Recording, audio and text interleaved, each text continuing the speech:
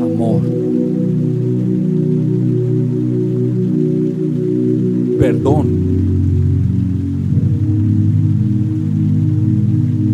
restauración, fe. Los arroyos de Dios, Jesús le da sentido a tu vida. Muy buenos días, Dios te bendiga en esta mañana o en esta tarde o a la hora que nos escuches y en el día que nos estés viendo, que sea el Espíritu Santo tocándote fuertemente. Hemos estado hablando de un tema titulado Nuevos umbrales de fe. Estamos reflexionando una vez más acerca de la fe. ¿Qué es la fe? Así que para eso el día de hoy quiero orar. Vamos a iniciar orando para que Dios sea tocando fuertemente nuestras vidas, para que el Señor Jesucristo sea manifestándose a nosotros. Así que, ¿qué te parece si oramos en esta hora? Amado Señor Jesucristo, yo te doy muchísimas gracias, mi buen Dios todopoderoso, por esta mañana, por un día más de vida. Gracias por este día, Señor. Hoy tócanos fuertemente. Espíritu Santo, tú eres bienvenido a este lugar, bienvenido a manifestar a Jesucristo en nuestros corazones. Gracias, Señor y Dios. En tu nombre oramos, Jesús. Sé que nos vas a tocar. Amén y amén. Amén. Mi querido y mi querida hermana.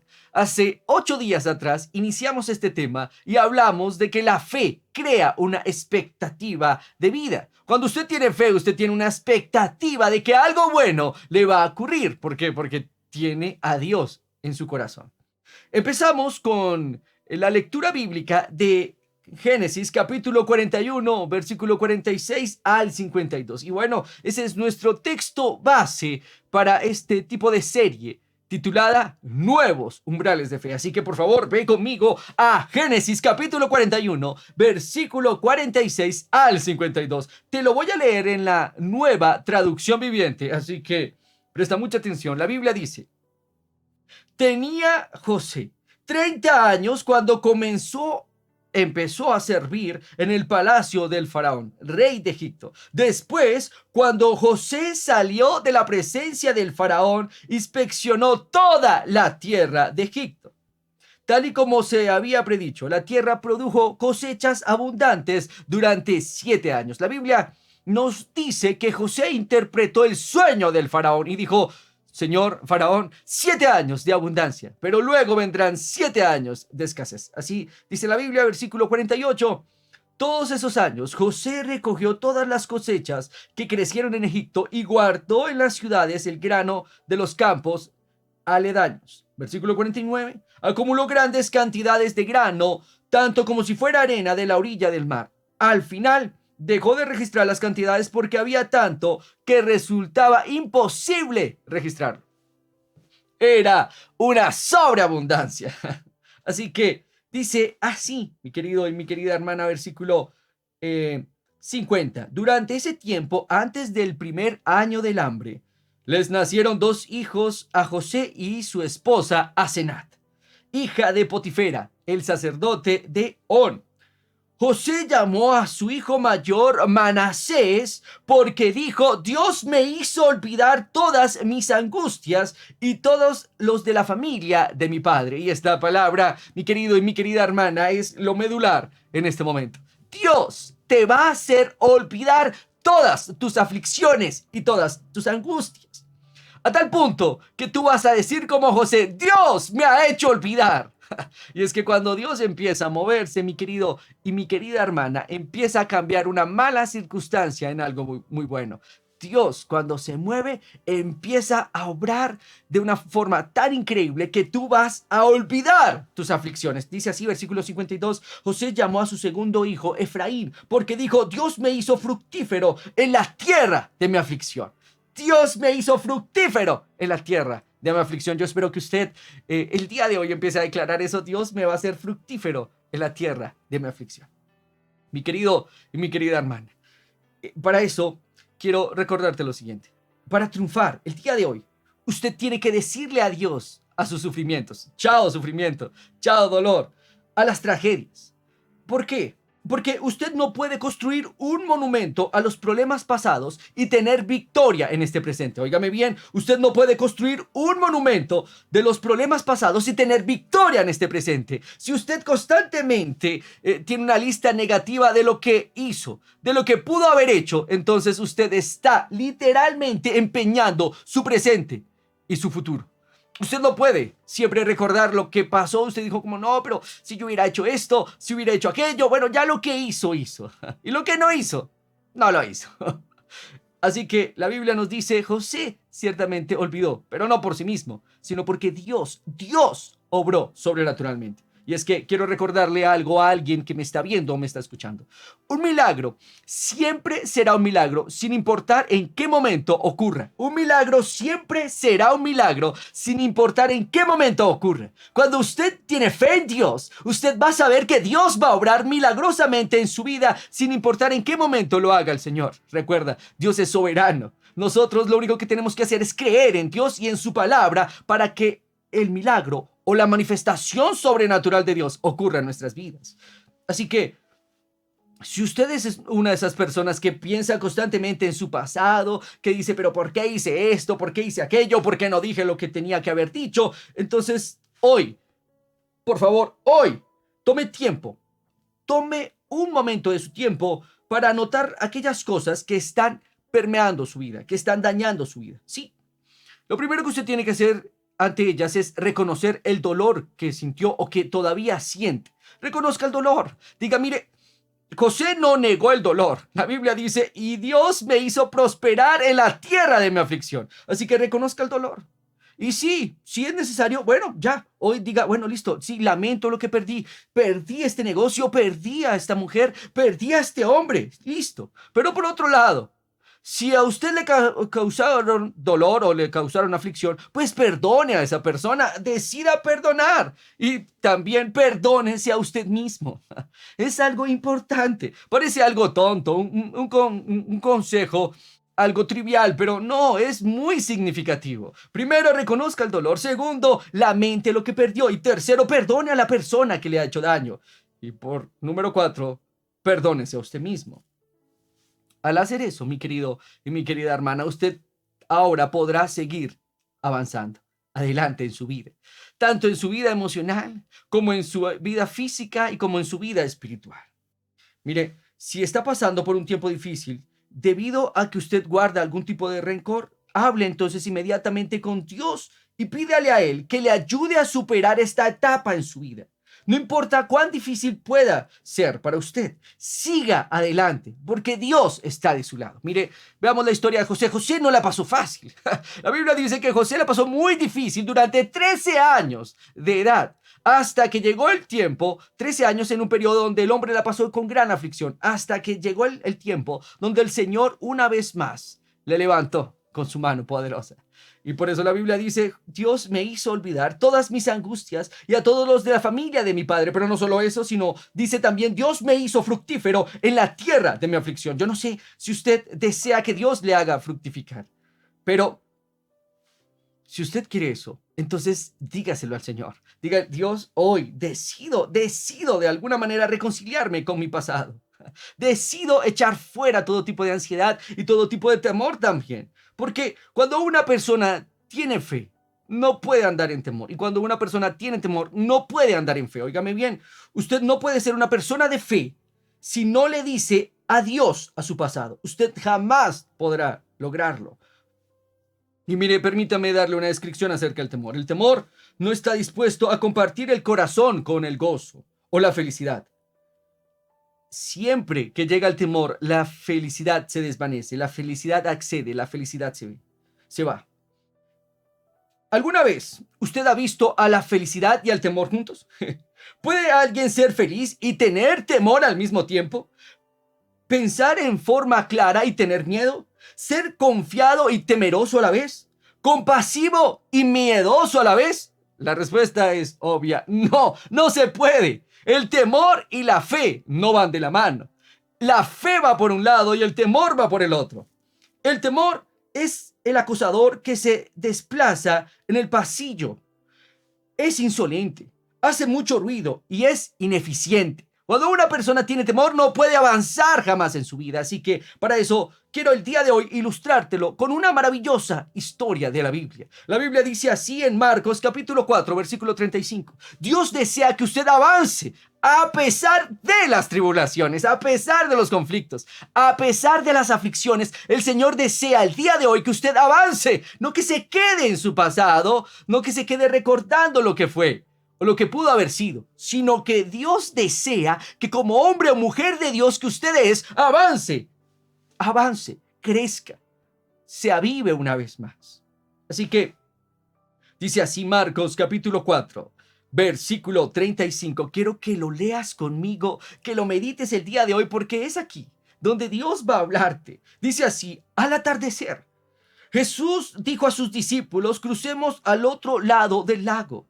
Así que dejaron las multitudes y salieron con Jesús en la barca, aunque otras barcas también los siguieron. Versículo 37. Pronto se desató una tormenta feroz y las olas violentas entraban en la barca, la cual empezó a llenarse de agua. La Biblia nos dice esto en contexto. Todos estaban allí, estuvo terrible, ya que hubo una tremenda tormenta. Versículo 38. Jesús estaba dormido en la parte posterior de la barca, con la cabeza recostada en una almohada. Los discípulos lo despertaron diciendo: «Maestro, ¿no te importa que nos ahoguemos?», gritaron ellos. Cuando Jesús se despertó, reprendió al viento y dijo a las olas: «Silencio, cálmense». De repente el viento se detuvo y hubo una gran calma. Versículo 39.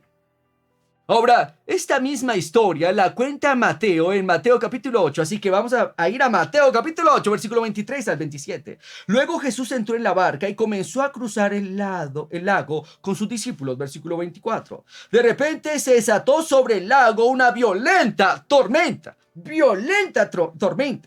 con las olas que entraban en el barco, pero Jesús estaba dormido. Jesús dormía. Versículo 25. Los discípulos fueron a despertarlo. «Señor, sálvanos, nos vamos a ahogar», gritaron. «¿Por qué tienen miedo?», dijo Jesús. Versículo 26. «¿Tienen tan poca fe?». Entonces se levantó y reprendió al viento y a las olas, y de repente hubo una gran calma. Mira esto, la pregunta de Jesús: ¿por qué tienen miedo? Ahora Jesús pregunta: ¿por qué tienen miedo? Lo primero que uno puede pensar es: ¿realmente, Jesús, estás hablando en serio? Tal vez el Señor está bromeando. No sé, tal vez los quiere sorprender. Les pregunta algo que parece obvio. ¿Cómo que por qué tenemos miedo? Nos vamos a ahogar, hay una tremenda tormenta. Así que la pregunta realmente puede ser una pregunta algo tonta, ¿no? Uno dice: ¿cómo es posible? Es como si un nadador le preguntara a su querido amigo colega que está nadando con él. Le dice: ¿por qué estás mojado? Es una pregunta realmente poco tonta. Pero Jesucristo no sonríe. Está completamente serio. Y lo mismo lo están también los hombres a quienes se les hace la pregunta. Jesús dice: ¿por qué tienen miedo? Una tormenta ha convertido ese barco o ese crucero en un susto aterrador. Una tormenta. La Biblia dice así: de repente, versículo 24, de repente se desató sobre el lago una violenta tormenta. De repente se desató. El de repente de la vida. Mateo dice de repente. Esas palabras las dijo un hombre, un ex publicano. No un pescador, un ex publicano. Él recordaba muy bien la gran tempestad y los saltos de la barca en el agua, por lo que fue cuidadoso con su terminología. Dijo de repente. Recordaba más que vientos y olas con gran espuma blanca. Sus dedos sugirieron lo siguiente: de repente vino una tremenda tormenta. Mi querido y mi querida hermana, la palabra que realmente utilizó Mateo fue: vino un seísmo. Vino un sismo. La palabra de sismo viene de seísmo. Seísmo es un terremoto, una erupción que estremecía la tierra y el mar. Un gran seísmo sacudió el lago en ese momento. Un gran terremoto lo sacudió. ¿Pero cómo fue? De repente. Ese término todavía se usa en nuestro vocabulario el día de hoy. Sismología.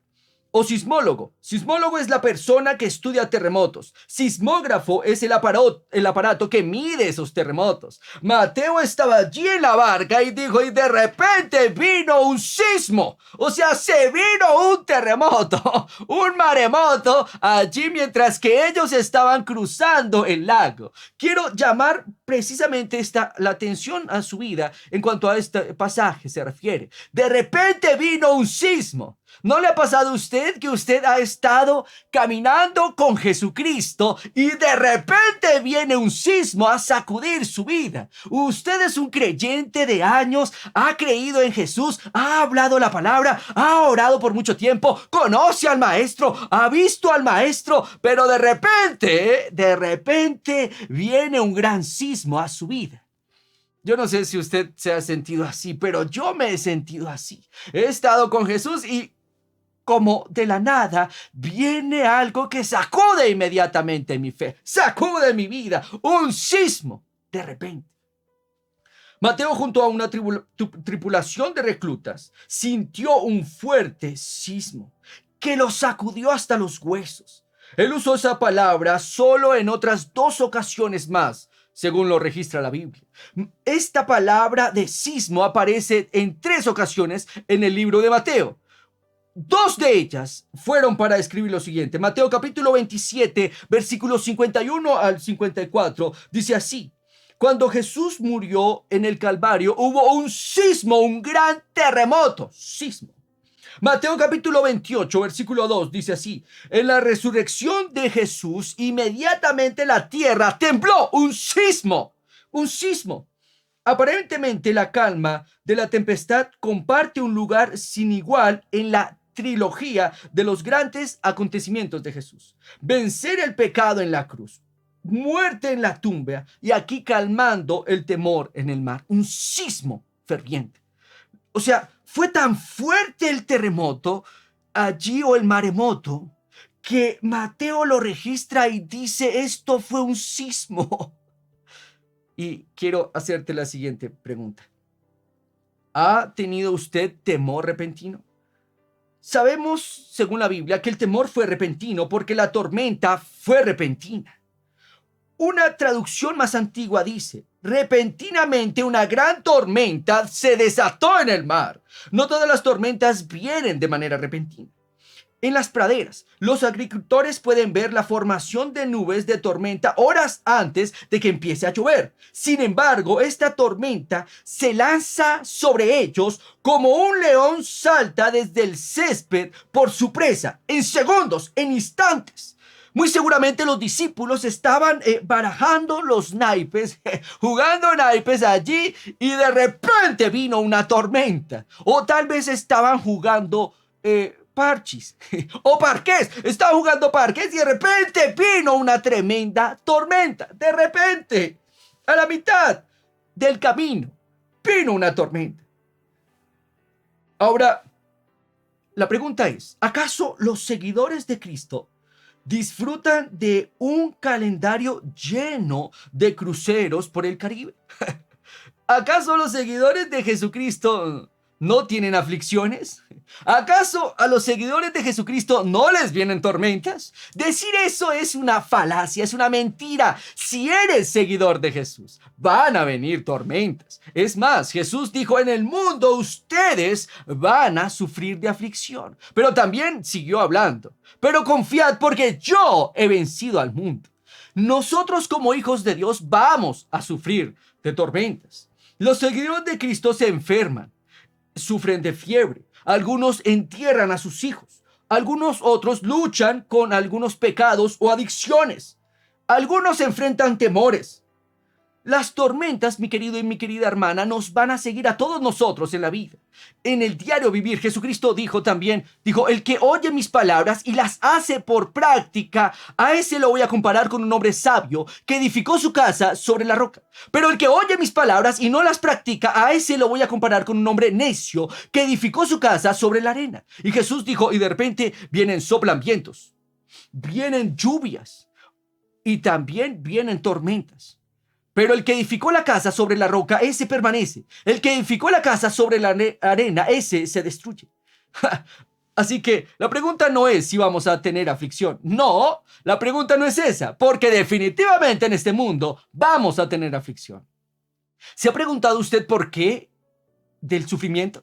¿Por qué las personas sufren? Bueno, la respuesta se encuentra en la Biblia. Las personas sufren es porque hay maldad. ¿Y por qué hay maldad? Porque la maldad es consecuencia del pecado del hombre. El hombre se ha apartado de Dios, así que por eso hay maldad en su vida.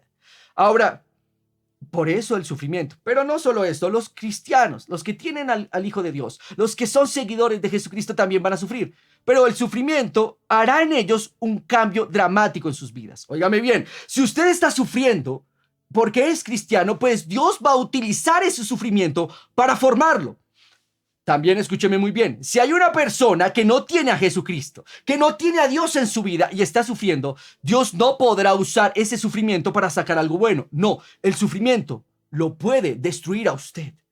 Por eso es necesario darnos cuenta si Jesús está o no está en nuestra barca. Así que la Biblia dice así: Jesús estaba en la barca, pero estaba dormido. Los seguidores entonces de Jesucristo vamos a enfrentar tormentas. Enfrentaremos temores. No es la falta de tormenta lo que nos distingue como creyentes. Óigame bien, y lo repito una vez más. No es la falta de tormentas lo que nos distingue como creyentes. Es más bien en quién confiamos en medio de la tormenta lo que nos distingue como creyentes. Usted está pasando por una tormenta, pero usted se aferra a Jesucristo. La Biblia dice así, versículo 24 de Mateo. Y por favor, dice así: de repente se desató. De repente se desató sobre el lago una violenta tormenta con las olas que entraban en el barco, pero la Biblia sigue hablando, pero Jesús dormía. Yo no sé si a usted le ha pasado, pero algunas veces a mí sí me ha pasado. Uno siente como que Dios duerme, no que lo abandonó, sino que duerme cuando uno está pasando por tormentas. Uno dice: Dios, esto no lo esperaba, esta noticia fue algo desconcertante para mí, pero ahora siento que tú, en vez de ayudarme, estás dormido. No me ayudas, tengo deudas por pagar. Señor, y Dios, vienen enfermedades, parientes que mueren de manera inesperada. Uno dice: ¿qué pasa, Señor? Y parece como si el Señor estuviera durmiendo. Estaba durmiendo. He aquí la escena. Los discípulos gritan: Jesús duerme. Los truenos rugen. Jesús ronca. Él dormitaba. Echa inmediatamente su cabeza en una, dice Marcos, en una almohada, pero Mateo nos da unos detalles un poquito más curiosos también. Jesús dormía, duerme profundamente. ¿Acaso alguien podría dormir en una ocasión como esa? ¿Podrías dormir mientras andas en una montaña rusa? Apuesto que no, pero Jesucristo sí. Marcos dice así, Marcos capítulo 4, versículo 38, dice de la siguiente manera: Jesús estaba dormido en la parte posterior de la barca. Aquí en la versión Reina Valera dice: Jesús estaba dormido en la popa, en un cabezal. Cabezal, dice la escritura. Ahora, ¿qué es un cabezal? En la traducción, en la Nueva Traducción Viviente dice en una almohada. Y alguna persona podría pensar que es una almohada llena de plumas y Jesús estaba cómodo, pero no es la verdad. Los pescadores del mar Mediterráneo todavía usan algo llamado un cabezal. Un cabezal pesa alrededor de 50 kilos y se emplea para equilibrar o estabilizar un bote. ¿Llevó Jesús acaso un cabezal a la popa para dormir? ¿Qué es realmente un cabezal? Un cabezal es un saco de arena. Eso es un cabezal. Jesús estaba apoyando su cabeza sobre un saco de arena. Ese es un cabezal. Así que Jesús decidió ir a dormir. ¿Acaso este sueño fue premeditado? ¿El Señor quiso ir a dormir aún a sabiendas de que había una tormenta? La respuesta es sí. Dios sabía que venía tormenta, pero ¿qué hizo él? Fue a dormir. Fue un sueño premeditado. No se durmió el Señor Jesucristo por accidente. En completo conocimiento de lo que venía, de la tormenta que se avecinaba, Jesús decidió que era hora de dormir la siesta. Así que se instaló en un rincón llamado la popa, apoyó la cabeza en una almohada llamada el cabezal y inmediatamente permitió que un sueño sobreacogedor lo abrigara. El Señor decidió ir a dormir en el tiempo de tempestad. Ahora, ¿le ha pasado realmente eso a usted? ¿Usted ha sentido que Dios duerme mientras que usted está luchando por su vida? ¿Usted se siente que se va a ahogar? ¿Usted siente que hay un tremendo terremoto o un maremoto que le está sacudiendo? Y usted dice, Señor, Señor, me voy a ahogar. No soporto más esta situación. ¿Qué diría el Señor en este momento? El Señor duerme. ¿Qué dice la Biblia? La Biblia dice así entonces, versículo siguiente, 48, dice así, los discípulos lo despertaron diciendo, ¿no te importa que nos ahoguemos, Señor y Dios? ¿No tienes cuidado de nosotros? Ahora, la pregunta es increíble. Ellos no se preguntan si Jesús tenía fuerza para vencer la tormenta. Ellos no le dijeron al Señor, Señor, está lloviendo, está tremenda tormenta. ¿Será que tú puedes, Señor, tú puedes detener la tormenta? O le dicen, Señor, ¿acaso tú sabes que hay una tormenta? Ellos no cuestionan el poder de Dios. Ellos no cuestionan en el conocimiento de Dios. Ellos saben que Dios es todopoderoso. Ellos saben que Dios es omnisciente. Dios todo lo conoce. Ellos lo único que hacen es preguntar, Señor, ¿no te importa que vamos a morir? ¿No te importa, Dios, que nos vamos a morir? No sé si usted le ha preguntado alguna vez así al Señor. Usted sabe que Dios es todopoderoso, que Él puede cambiar la tormenta de su vida. Usted sabe que Él tiene conocimiento en la tormenta. Pero no obstante, usted dice, Señor, me voy a ahogar, me voy a morir. ¿No le ha preguntado definitivamente de esa forma al Señor? Señor, ¿no te acuerdas de mí? Y es que eso es lo que hace el temor. El temor corre nuestra confianza en la bondad de Dios. El temor quita nuestra confianza en la bondad de Dios. El temor dice, Dios no es bueno. Cuando el temor empieza a vecinar su vida, usted comienza a preguntarse si realmente hay amor en el cielo. Si Dios puede ¿acaso dormir? Cuando usted está enfrentando una situación adversa, usted empieza a cuestionarse muchas cosas. Usted empieza a preguntarse lo siguiente, ¿acaso le importo a Dios? El temor desata un sinnúmero de dudas, desata vacilaciones y también el temor produce enojo. Los discípulos se enojaron con el Señor. Señor, ¿no te importa que nos vamos a ahogar? ¿No te importa que estamos aquí y nos vamos a ahogar? Y ahora mira la respuesta del Maestro. Mira la respuesta del Señor Jesucristo a la duda y al temor. Ahora, dice así, cuando Jesús se despertó, reprendió el viento y a las olas y dijo, ¡silencio! ¡Cálmense! De repente el viento se detuvo y hubo una gran calma. ¡Ja!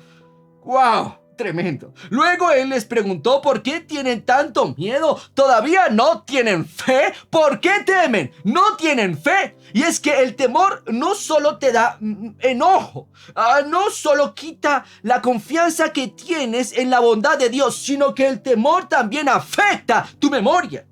Los discípulos tenían razones para confiar en Jesucristo. A esta altura ya habían visto lo siguiente. Jesús había sanado todo tipo de enfermedad y dolencia en el pueblo. Mateo capítulo 4, versículo 23. La Biblia dice que Jesús había sanado a todos los enfermos que acudían a él con fe. Habían sido ellos también testigos de la sanidad de un leproso con un simple toque.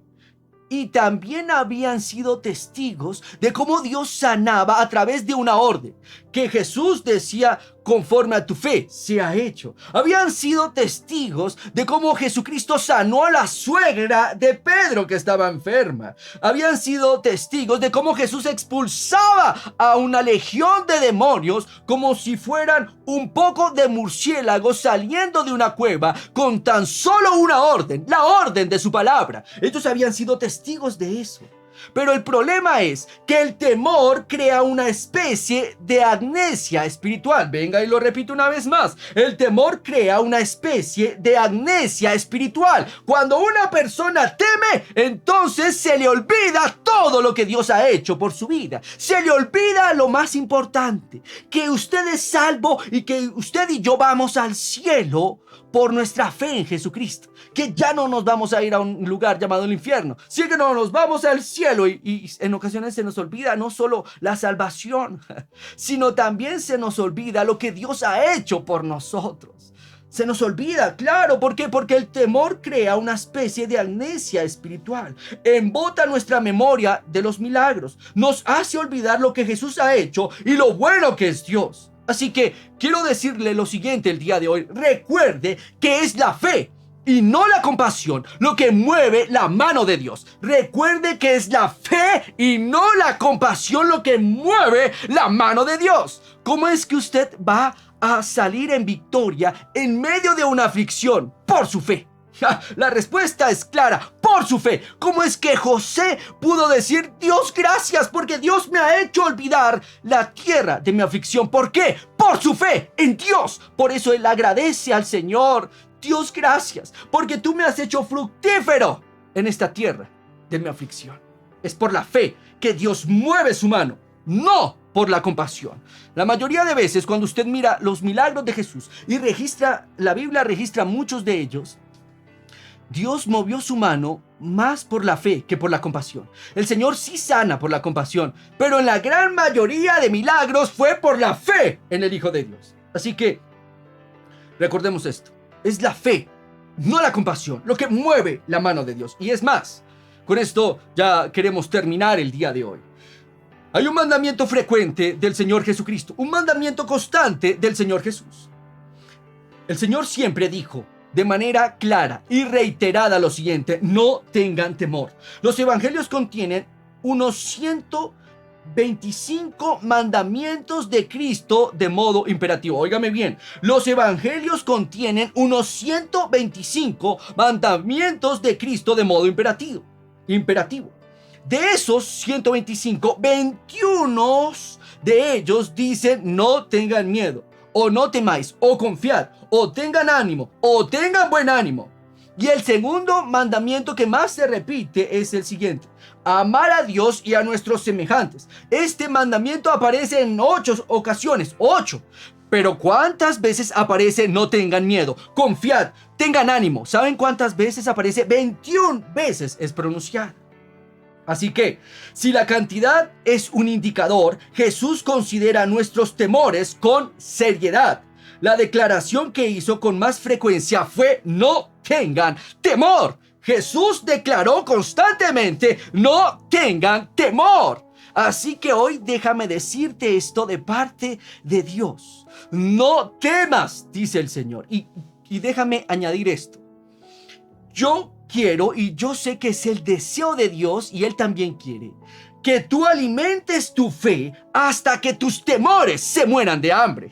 Alimenta tu fe hasta que tus temores se mueran de hambre. Eso es lo que Dios quiere que hagas. Alimentar tu fe hasta que todo temor se muera de hambre. Alimenta tu fe hasta que todo miedo, toda angustia, toda agonía se muera de hambre. Eso es lo que Dios desea que hagamos como sus discípulos. Ahora, me pregunto, si los discípulos de Jesús reflexionaron sobre las frases, la frase que más repetía el maestro, se lo hicieron, entonces debieron de notar que en cada una de ellas Jesucristo decía: no teman, tengan buen ánimo, confíen en mí, confíen en mí. Mire, déjeme leerle algunos versículos que hablan acerca de no tener temor. Mateo capítulo 10, versículo 31. Así que dijo: no tengan miedo, más valen ustedes que muchos pajaritos. Jesús dijo: no tengan miedo, más valen ustedes que muchos pajaritos. Mateo capítulo 9, versículo 2. Tengan ánimo, hijo, tus pecados te son perdonados. Mateo capítulo 6, versículo 25. No se afanen por vuestra vida, que habéis de comer o que habéis de beber, ni por nuestro cuerpo, que habéis de vestir, dijo el Señor. No que no tengan afán o ansiedad. Y es que cuando usted tiene temor, se vuelve ansioso o ansiosa. Lucas capítulo 8, versículo 50. Oyéndolo, Jesús le respondió: no temas, cree solamente, tu hija será salva. Mateo capítulo 14, versículo 27. Tengan ánimo, yo soy, no temas, dijo Jesús. Lucas capítulo 12, versículo 32. No temáis, manada pequeña, porque a vuestro Padre le ha placido daros el reino. ¡Wow! Tremendo esto. Mateo capítulo 10, versículo 28. Y no temáis a los que matan el cuerpo, mas al alma no pueden matar. ¡Wow! Tremendo esto. Y quiero terminar con esto. Juan capítulo 14, versículo 27. No se turbe vuestro corazón ni tengan miedo. Jesús repitió muchas veces que no debemos de temer, sino que debemos de alimentar nuestra fe en Él. Jesucristo por eso les dijo, versículo 40 de Marcos capítulo 4, versículo 40. Luego les preguntó: ¿por qué tienen tanto miedo? Todavía no tienen fe. Todavía no tienen fe. Versículo 41. Los discípulos estaban completamente aterrados. ¿Quién es este hombre?, se preguntaron unos a otros. Hasta el viento y las olas le obedecen. ¡Ja! Hasta el viento y las olas obedecen a Dios. Hasta las tormentas y los terremotos y maremotos obedecen a nuestro Dios. Y es que quiero que recuerde esto. Cuando usted confía en Dios, siempre va a haber el resultado positivo de las experiencias negativas. Óigame bien, cuando usted confía en Dios, siempre va a haber el resultado positivo de las experiencias negativas. Las tribulaciones para el creyente es una oportunidad para fortalecerse. Las tribulaciones para el Hijo de Dios es una oportunidad para ejercer paciencia. Recuerda que la Biblia dice que con fe y paciencia nosotros heredamos las promesas de Dios. Es con la fe y con la paciencia de la mano. Y es que las tribulaciones para un hijo de Dios le fortalecen. Así como el oro se purifica solo después de pasar repetidamente por el fuego. Óigame bien, las tribulaciones lo van a usted a fortalecer y lo van a llevar a un nuevo umbral de fe. A nuevos umbrales de fe. Porque Dios es el único que puede transformar algo muy malo en algo muy bueno. Las tribulaciones para el creyente le fortalecen, así como el oro se purifica solo después de pasar repetidamente por el fuego. Los diamantes se crean solamente después de pasar por presiones extremas. Y los grandes líderes se forman únicamente a través de las tribulaciones. Los grandes líderes, las grandes mujeres de fe se forman después de pasar por las tribulaciones. Así que quiero terminar con esto. Jesús controla el temblor excesivo con una gran calma. El mar se aquieta y parece un lago ahora congelado. De modo que los discípulos se preguntan: ¿quién es este hombre que aún los vientos y el mar le obedecen? Versículo 41. Los discípulos estaban completamente aterrados. ¿Quién es este hombre?, se preguntaban unos a otros. Hasta el viento y las olas le obedecen. Amén y amén. Quiero finalizar el día de hoy orando, así que vamos a orar. Amado Señor Jesucristo, yo te doy muchísimas gracias, mi buen Dios todopoderoso, porque hoy decidimos echar fuera todo temor. Eso, decide hoy en el nombre de Jesús de echar ese temor. Amado Señor y Dios, decidimos echarlo fuera, toda ansiedad fuera en el nombre de Jesucristo. Todo tipo de ansiedad, Señor, confiamos completamente en ti. Hoy, en el nombre de Jesús, óyeme bien, vamos a orar por ti en el nombre de Jesús. Amado Padre Celestial, fortalece a la dama o al caballero que me escuchan en este momento. Te pido que los toques fuertemente y que se vaya todo temor. Señor, tú estás con ellos. Y recuerda esto: si Jesús está en tu barca, no tienes que temer. Si Jesús está en tu vida, no tienes por qué temer, ya que Dios es un especialista cuando se trata de lo imposible. Él puede hacer todo menos fallarle a un creyente.